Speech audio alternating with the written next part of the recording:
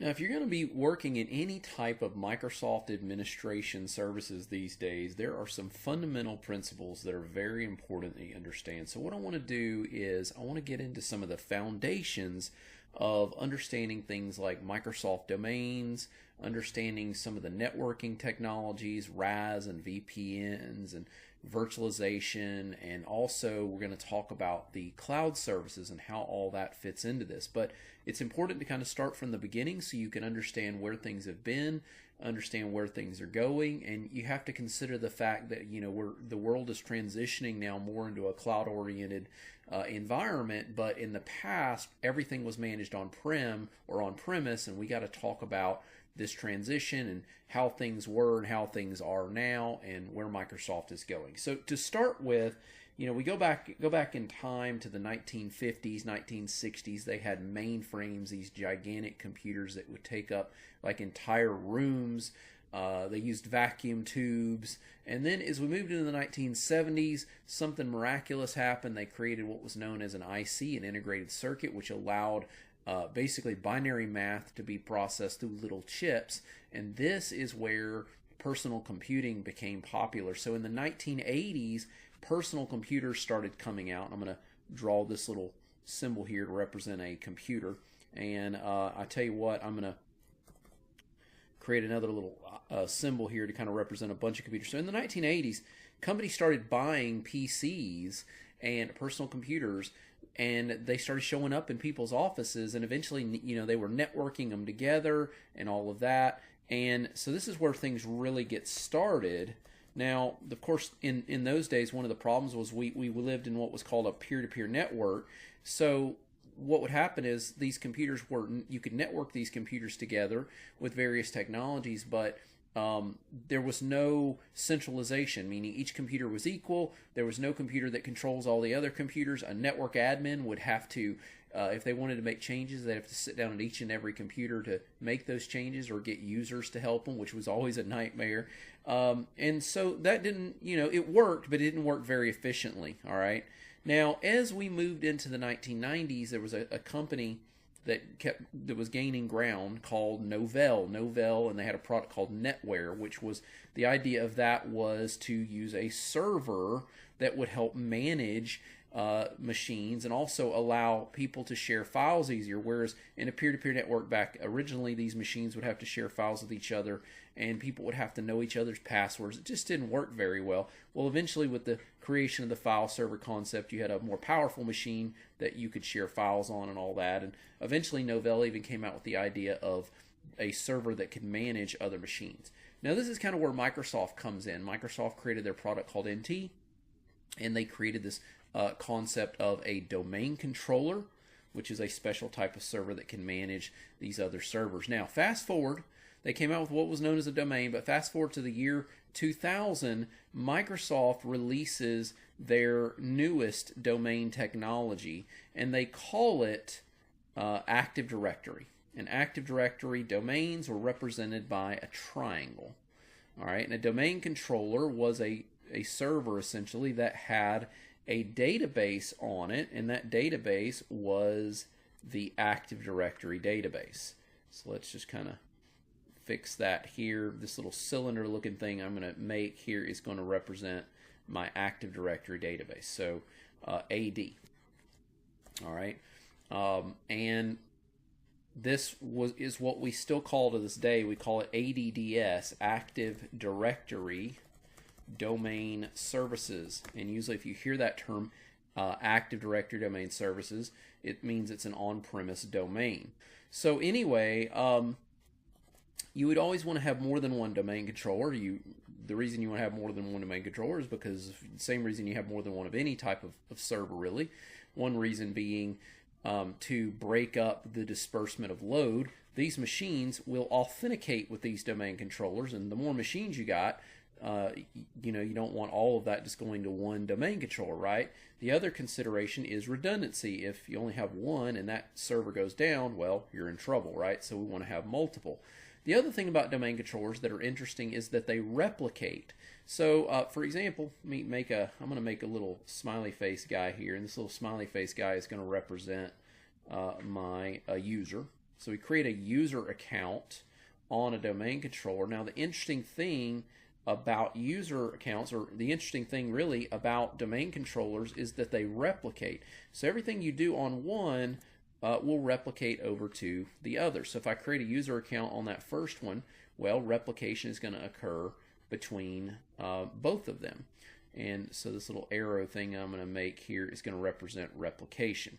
So domain controllers replicate. That means that this user could log on to any one of these thousands of machines, and it's going to, authenticate with the domain controller. All right.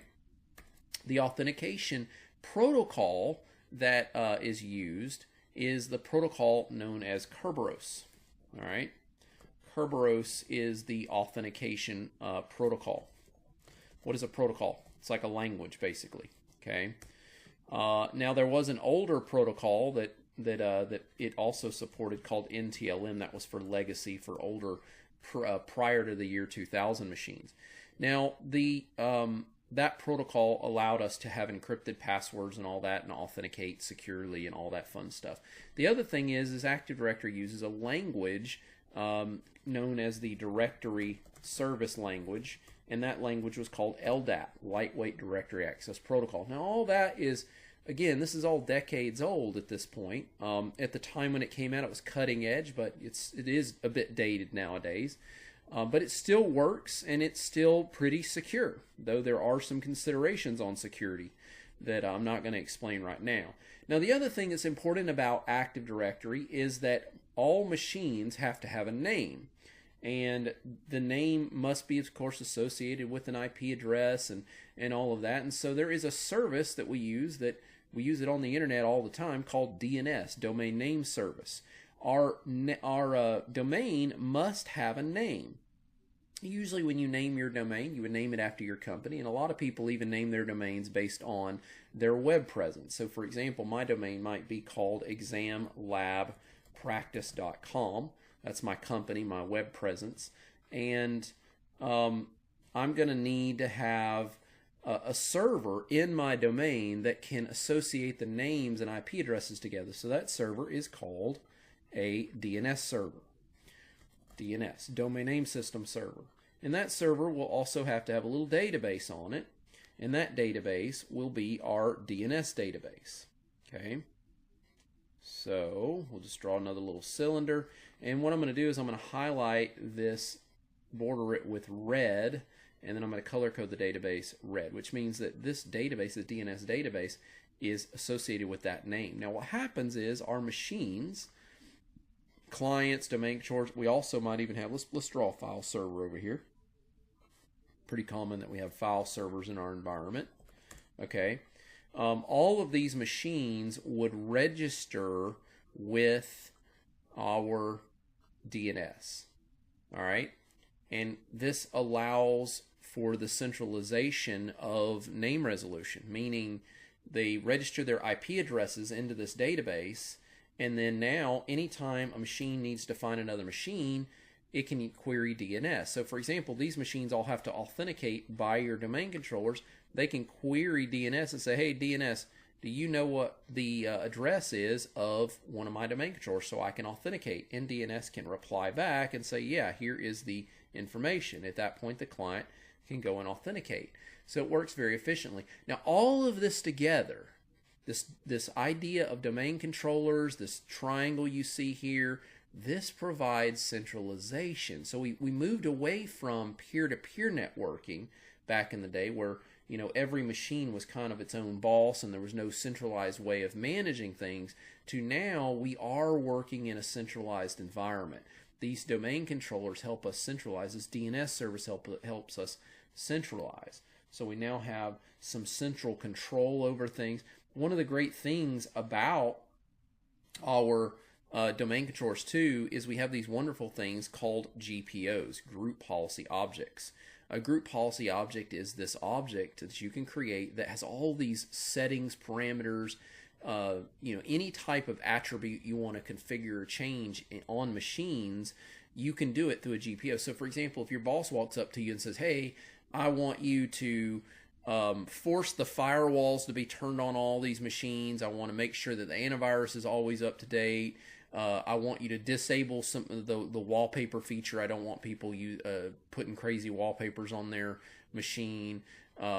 So, I mean, the sky's the limit. There are literally thousands of things you can do inside of a GPO, but what happens is that GPO can instruct these machines to turn things on and turn things off. GPOs also replicate, so when you create a GPO on a domain controller, it replicates over to the other domain controller. So it doesn't matter which machines, authenticate with which domain controller.